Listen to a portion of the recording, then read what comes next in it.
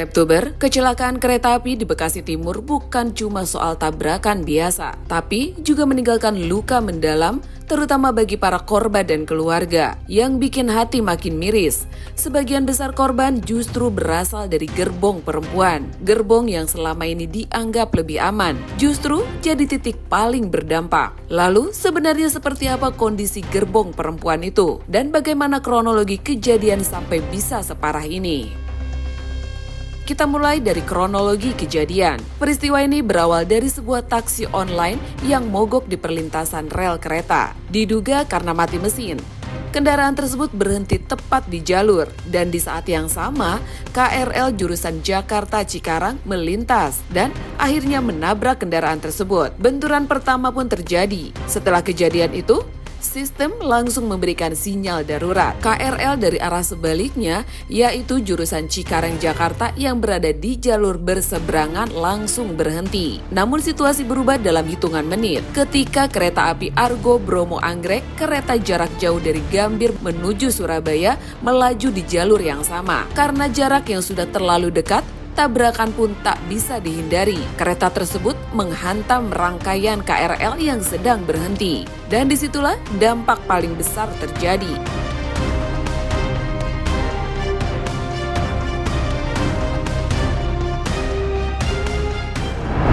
Mbak, tolong ini kereta Argo Bromo Anggrek nabrak KRL sampai nembus ke dalamnya. Ini lagi dievakuasi para korban di gerbong paling belakang ya. Ada yang meninggal dunia juga.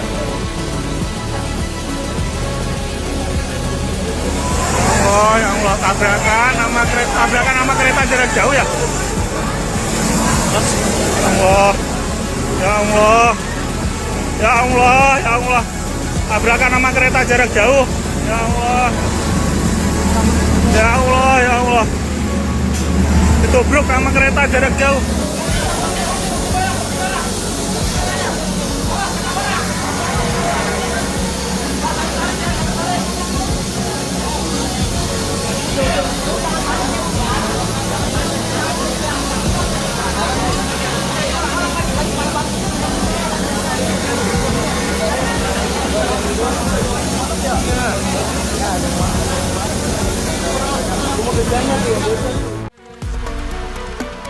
Salah satu korban yang selamat berada di KRL pun membagikan pengalamannya bahwa saat kejadian goncangan di kereta sangat keras sehingga beberapa orang terpental.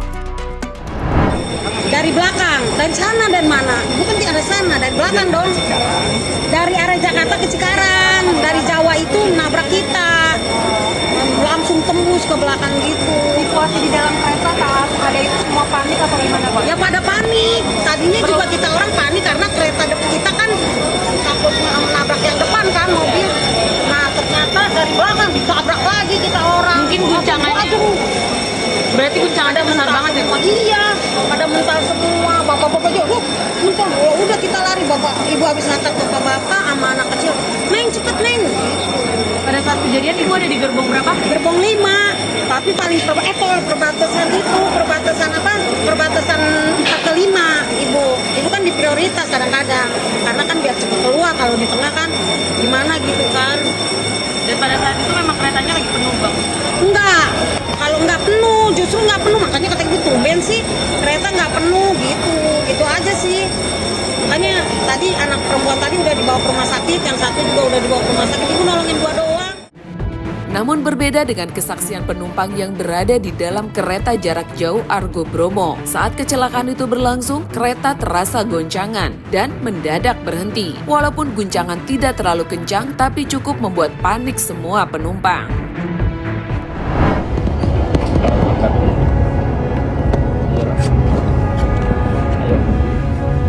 Mau makan dulu ya.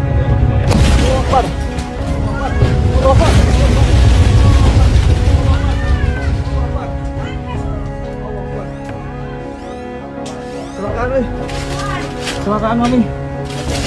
Kecelakaan. Iya. Nabrak. Astagfirullahaladzim. Allahu Akbar. Udah jalur. Apa tuh? Hati-hati Pak, ini Pak, kasih Pak. Astagfirullahaladzim.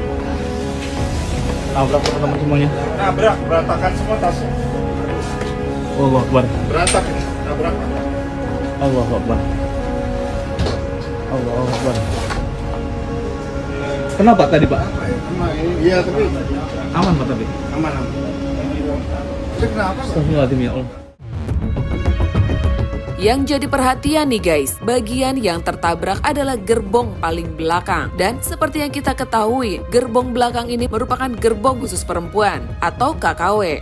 Memang disediakan untuk memberikan rasa aman dan nyaman. Biasanya ditempatkan di bagian paling depan atau paling belakang rangkaian kereta agar mudah dikenali oleh penumpang. Tapi di balik itu, ada realita yang sering terjadi di lapangan, terutama saat jam pulang kerja. Masuk ke gerbong perempuan bukan hal yang mudah. Penumpang harus berebut, berdesakan, bahkan saling dorong hanya untuk bisa masuk. Di dalamnya pun tidak selalu nyaman. Beberapa penumpang bahkan menyebut gerbong perempuan sebagai gerbong paling menyeramkan. Bukan karena hal mistis, tapi karena padatnya luar biasa. Saling sikut, adu argumen, bahkan cekcok kecil sering terjadi karena kondisi yang tidak nyaman.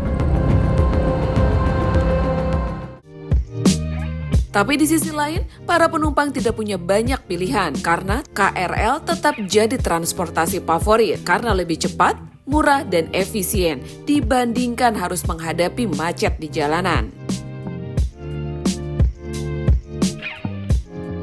Kejadian ini pun langsung ramai dibahas netizen. Banyak yang merasa kejadian ini benar-benar bikin trauma. Aku sebagai pengguna KRL gerbong wanita jadi trauma, Kak. Semoga korban yang meninggal diberikan tempat terbaik di sisinya. Keluarga yang ditinggalkan diberikan ketabahan.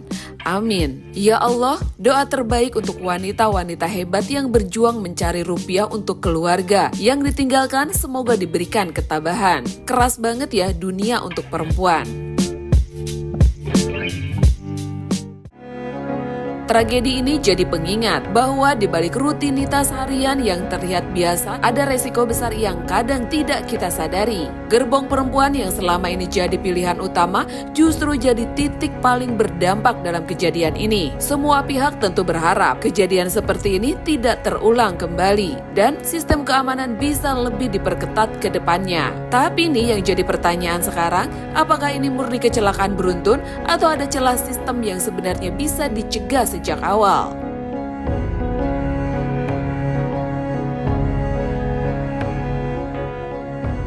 Dan menurut kamu nih Selebtubers, apakah gerbong perempuan saat ini sudah benar-benar aman atau justru masih menyimpan banyak resiko yang jarang dibahas?